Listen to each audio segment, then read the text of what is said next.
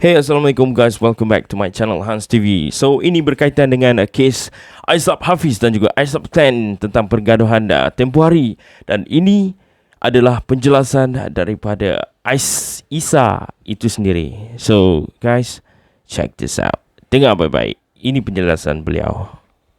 Hey yo, what's up, it's your boy Aizab. Guys, so ini berkenaan dengan kes viral yang gaduh dekat futsal Fero Subang. So ini aku nak bagi tahu ayam ni ini aku nak bagi tahu sebenarnya apa yang berlaku waktu full case tu, apa yang berlaku lah. Sebab terlalu banyak cerita yang tiba-tiba timbul, so aku perlu terangkan apa yang sebenarnya berlaku kat sana. So time tu aku dekat Mid Valley, tiba-tiba aku dapat panggilan daripada Aizab Hafiz. Aizab Hafiz beritahu, Isa ada kalau dekat rumah orang panggil aku Isa, bukan Isa. So Isa ada artis-artis lain, influencer lain pukul aku dekat Fero Futsal. Aku tanya kat mana, dia cakap dekat Fero Futsal kat Subang. Atau bila aku dengar macam tu, aku fikir yelah ramai-ramai pukul seorang kan. Bila dia cakap macam tu, time tu punya emosi lah. Time tu mana boleh artis lain pula nak pukul dia ni. Time tu aku terus bergegas datang ke Fero. So waktu aku tengah on the way ke sana, Hafiz ni dah call abang-abang kat Sungai Buloh. Sebab dekat Sungai Buloh yang tempat kita membesar. Aku call abang-abang kat Sungai Buloh semua, saya bagi tahu yang dia dah kena pukul dekat Subang tu. Okay, bila saya sampai dekat Fero Futsal tu je, memang datang dalam keadaan marah. Sebab apa? Sebab kawan kena pukul, lepas tu pukul depan ramai orang, and artis lain yang pukul. Bila dengar benda tu semua, time tu dalam keadaan tu memang tengah marah. Sampai-sampai je saya pun buat apa yang diorang buat. Diorang pukul, saya pukul balik. Tapi yang benda tu sahih ke tak sahih, yang Hafiz dipukul ramai-ramai itu sampai sekarang saya belum tahu lagi. Sebab bila tanya dengan side sana, saya ada bercakap dengan side sana juga. Bila bercakap dengan side sana, ada yang cakap Hafiz ni dia kena pukul dengan seorang, yang lain semua pegang dia je. And abang kepada budak tu datang pegang collar dia macam tu. Ada yang lain pula cakap Hafiz dia kena tumbuk dengan seorang je. Bertubi-tubi dia kena tumbuk. And abang dia dah pukul adik dia yang tumbuk tu. Time tu memang tak tahu, sebab yang dengar saya dia call and bagi tahu time tu ramai-ramai pukul dia depan orang. Lepas tu artis yang pukul dia. Bila habis dia pergaduhan tu, sini pukul sini, sana pukul sini balik, apa. Tapi bukan semua orang pukul satu budak. Itu salah. Sebab sekejap saya tunjuk video kan. Okey. Ni video dia. Dekat belah sini ada satu fight. Lepas tu dekat bahagian tengah tu, kalau kau boleh tengok, ada satu fight. Kat tengah tu ada satu fight. Lepas tu kat tepi tu, time tu ada dalam 3-4 macam tu fight yang tengah berlaku kat sana. And pihak aku sendiri pun ada juga yang kena pukul, kalau kau perasan ya. Saya play balik. Tu nampak tu. Yang tu, yang budak tinggi yang ke tengah ke belakang tu, dia pun pergi, dia bagi balik gak. Tapi itu apa yang berlaku dekat sana. Lepas berlaku pergaduhan kat sana tu, bila balik, ini tempat penting. Sebab apa? Bila saya balik, saya dapat call daripada, sekejap saya tak ingat nama dia.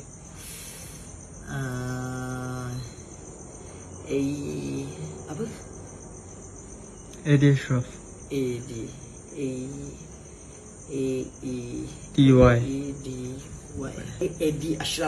Adi Ashraf.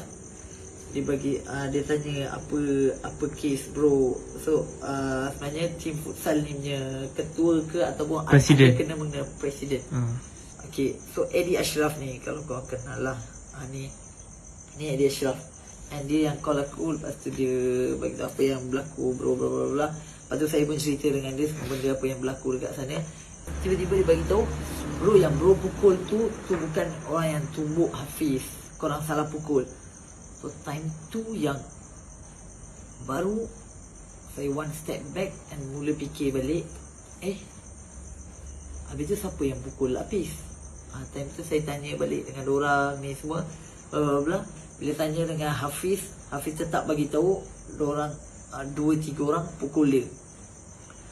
So bila tanya dengan yang Eddie Ashraf ni, Eddie Ashraf cakap yang pukul Hafiz tu budak umur 18 tahun je. Yang lain semua cuba leraikan. Dia cakap macam tu. So time tu dah jadi pelik. So saya terus pergi ke balai polis and buat report semua apa yang berlaku bla bla bla bla bla. Lepas tu yang dorang ni semua pun sampai ke balai polis. Tim saya pun pergi buat report. Lepas tu tim dia pun pergi buat report. Lepas tiba-tiba saya dapat satu panggilan daripada brother Rahimi, yang muka dia viral, ada yang koyak belah sini tu. Daripada 3-4 orang yang gaduh dekat sana, yang kita bergaduh dengan orang, dia ni yang paling teruk. Orang tu yang paling teruk, yang cedera paling teruk. So dia ni saya boleh cakap baik lah. Brother ni baik. Sebab apa? Sebab waktu dia cakap dia tersalah kena pukul pun, dia call saya time tu. Dia cakap, bro, aku tengok channel kau, aku setiap satu klan kau punya channel aku tengok. So untuk aku tahu kalau benda ni esok kalau dah jadi kes polis semua, mungkin akan cemarkan kau punya air muka. So walaupun dia dah kena pukul time tu, dia cakap macam tu dengan aku. So time tu aku jadi sebab and rasa bersalah lah. Dia cakap macam tu dah rasa bersalah. So aku minta maaf dengan dia time tu juga. Ni kau boleh tanya sendiri dengan pihak sana, ni benda yang apa yang betul-betul berlaku waktu hari tu. So saya betul-betul time tu juga saya minta maaf dengan dia, and saya cakap ada apa-apa yang saya boleh tolong tak, ataupun apa tindakan apa yang bos nak action.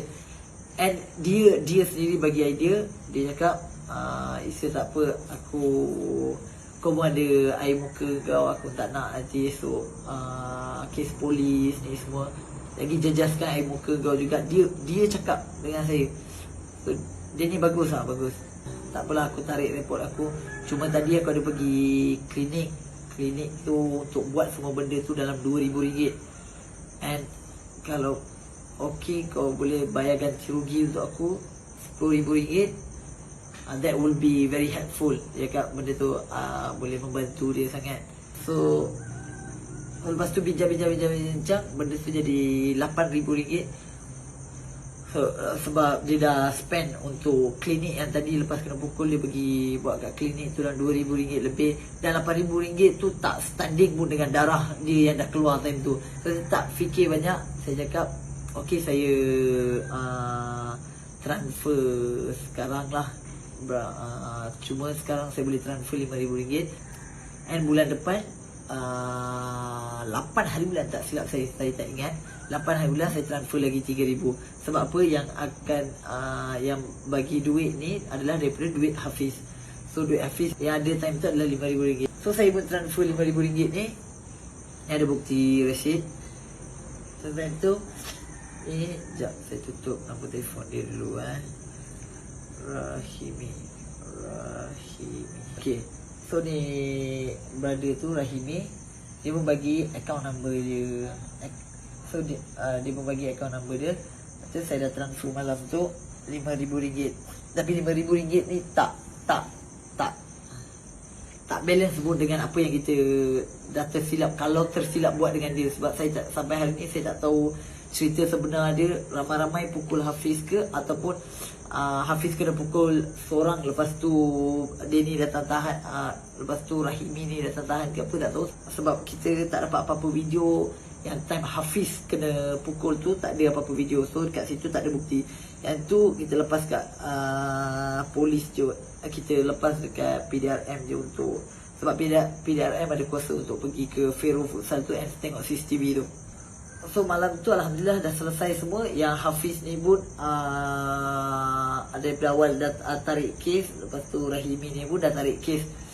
Sebab diorang fikir yang Rahimi ni dia fikir untuk tak nak burukkan nama Aisap Clan. Sebab tu aku heads off dekat brother ni. So dua-dua tarik report. Alhamdulillah dekat situ je malam tu juga dah selesai semua benda. Esok pagi bila bangun tidur, time ni yang tak tahu musibat mana yang ambil gambar yang Rahimi dengan surat report dia and viralkan dekat Twitter. So account yang viralkan ni, kenapa dia update macam tu semua saya tak tahu. Sampai sekarang saya tak tahu sebab saya dah lost contact dengan orang. Sebab macam yang semalam Rahimi cakap dengan saya, dia tarik report sebab tak nak bagi nama saya busuk. So tiba-tiba besok pagi tu daripada akaun Bakhtiar Ikhwan. Bakhtiar Ikhwan ni saya pun tak kenal siapa. Tiba-tiba keluar muka Rahimi tu dengan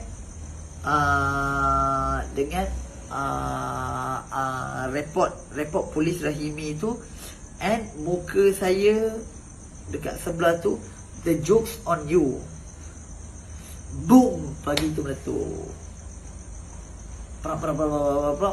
Terjadi macam-macam fitnah. Kat sana dekat caption yang Bakhtiar Ikhwan ni post, selama ni fikir baik sangat buat konten tolong orang. Ni tak tahu sama ada kawan Rahimi ke apa. Sebab saya tengok akaun Rahimi ni sendiri, Rahimi sampai hari ni dia tak post apa-apa. Dia tak post apa-apa tentang saya ke tentang siapa, dia tak post. Tapi yang ni tak tahu siapa. Mungkin kawan Rahimi ke siapa, dia marah ke apa tak tahu. Dia kat selama ni fikir baik sangat buat konten tolong orang, sedekah sana sini. Dasar hipokrit. Pasal tak puas hati kat futsal je, terus ajak 5 buah kereta datang anti-buy seorang. 5 buah kereta anti-buy seorang. Yang tu tak betul. Waktu datang ke sana, bukan bergaduh dengan seorang. Ada 3-4 orang kat situ yang bergaduh time tu. Yang tu tak betul first. Lepas tu siap bawa kerambit. Yang siap bawa kerambit tu, itu 100% saya sendiri boleh bagi confirmation. Tak ada orang bawa kerambit. Tapi tak tahu, mungkin dia nampak macam kerambit ke apa, saya tak tahu. Tapi saya boleh bagi confirmation daripada side saya, memang tak ada siapa-siapa yang bawa senjata. Sebab apa, bila polis buat siasatan pun, datang check CCTV ke apa, saya tak tahu. Boleh tengok kat sini. Okey, yang ni dekat Sinar Harian tak silap saya. Yang Kuala Lumpur, polis sedang mengesan beberapa individu disyaki terbabit dalam insiden pergaduhan. Okey. Abdul Khalid berkata, siasatan mendapati tiada senjata digunakan dalam insiden itu dan pihaknya akan mengambil tindakan kompaun ke atas mana-mana individu terbabit sekiranya didapati berlaku pelanggaran prosedur operasi. Memang daripada statement polis sendiri pun memang tak ada senjata apa-apa.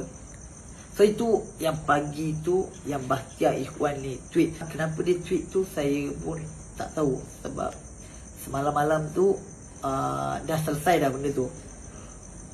Lepas tu benda pun dia dah tweet, dah start tu buff.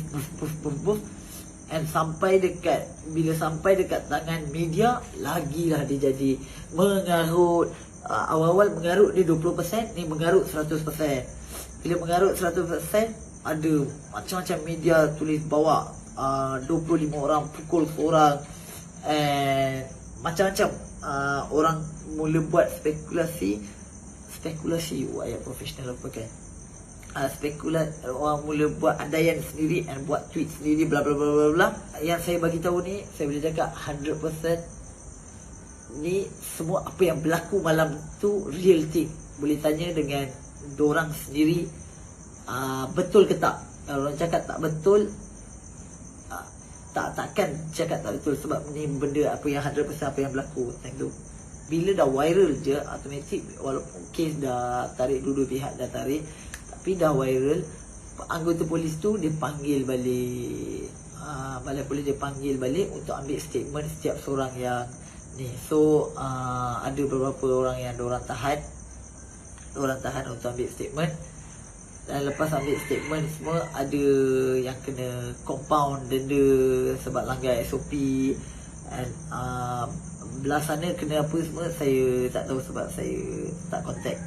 Tu efek daripada benda tu macam-macam lah. Dia jadi mula jadi pening kepala bila benda tu viral. Bila benda tu viral tu automatik lah kesan dia astaghfirullah. Kesan daripada benda tu agak besar jugalah. Macam-macam berlaku. Contoh dia nama dah jadi buruk, and dah ada musuh-musuh baru. Ni sebab benda tu viral lah. Benda tu viral, orang mula fikir apa yang berlaku sebenarnya. Bila orang baca caption tweet tadi tu 25 pukul 1, siapa pun akan marah. Kalau saya sendiri pun dengar berita dia mesti koyak kan. Lepas tu saya dapat mesej daripada marketing team saya, brand saya, Aisap brand tu ramai minta refund semula. Maksudnya kalau ada yang dah pre-order tu minta refund macam mana.